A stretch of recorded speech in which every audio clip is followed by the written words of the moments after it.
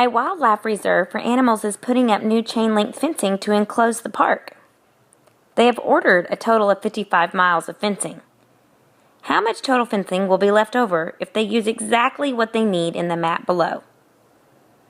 Well, since the question says something about how much total fencing will be left over, it makes me think this is possibly a subtraction problem.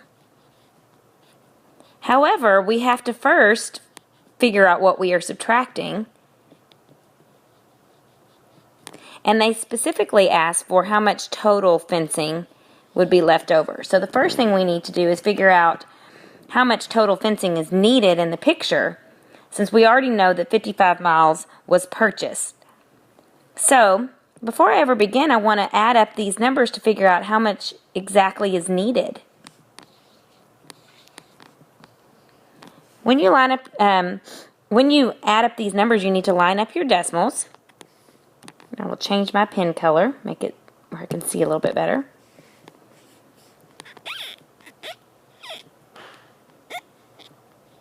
Okay, take care of the top one. Sorry about that. The next one looks like it is 3.88.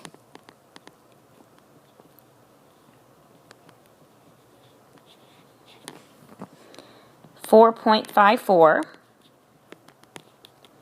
or you could say 4 and 54 hundredths. I'm kind of shortcutting myself when I read it. 4.92, or you could read it 4 and 92 hundredths. 12 and 61 hundredths. 10 and 76 hundredths. The last one is 3 and 11 hundredths. And we want to total that up first to figure out how much total fencing is actually needed. Make sure your columns line up nicely so that your place values are matching up. And then you can carry out your addition. Starting on the right side, we have 7 plus 8, 15. Then we add 4 more, we're at 19. 2 more, we're at 21, 22, 28, 29.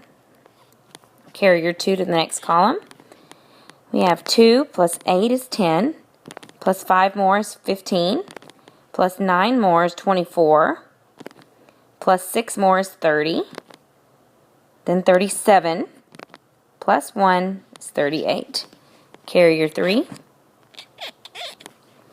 You have 3 plus 3, 6, plus 4 gives me 10, plus 4 more gives me 14, 15, 16, plus 3 more gives me 19. Carry your 1. 1 plus 1 plus 1 plus 1 gives me a total of 49. And don't forget to bring down that decimal point. So it looks to me like we need 49 and 89 hundredths. But if they use exactly what they need in the map, they want to know how much will be left over. So my final part of this problem is to go back and figure out how much is going to be left over if we subtract what they purchased from what they actually needed. If there's no decimal in the number, we know it's right by the ones place. So it should always be behind that ones place.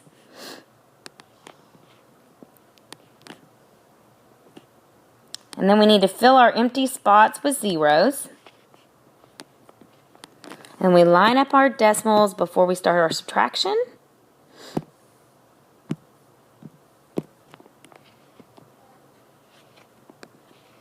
And our place values. And then we start on the right side. And we actually carry it out. We see we need to borrow, but there is none to borrow here, so we move to the next one, and we borrow 1, so we're left with 4. And when you give 1 to the tenths column, it actually makes it where you add 10 tenths. Now this guy's really happy. He's going to actually get to borrow from his neighbor now. He'll borrow 1. And when he gives him a tenth, it actually makes it where it's the same thing as giving 10 hundredths to this column. And now you can actually subtract. 10 subtract 9 is 1. 9 subtract 8 is 1. 4 subtract 9 is not happening, so we need to move to the next column and borrow again, leaving this the tens place with only 4.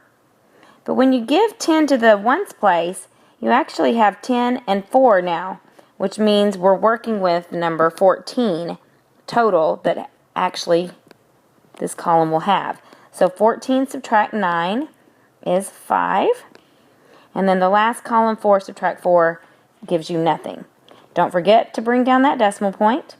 And it looks to me like our total answer will be 5 and 11 hundredths of miles will be what will be left over.